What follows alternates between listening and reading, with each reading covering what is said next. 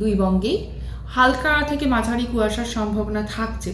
আর আর মোটামুটিভাবে টেম্পারেচারটা তো ওই নর্মালের কাছাকাছি যেরকম থাকার সম্ভাবনা মানে যেরকম আপাতত রয়েছে তার ভিত্তিতে মানে আগামী দুদিন তো একই রকম থাকবে, তারপর 2 থেকে 3 ডিগ্রি বৃদ্ধি পাবে দক্ষিণবঙ্গের ক্ষেত্রে। উত্তরবঙ্গের ক্ষেত্রে সেরকম কোনো চেঞ্জ নেই, এবং দক্ষিণবঙ্গের ক্ষেত্রে 2 থেকে 3 ডিগ্রি বৃদ্ধি পেলে ওটা মোটামুটি নর্মালের কাছাকাছিই আসবে।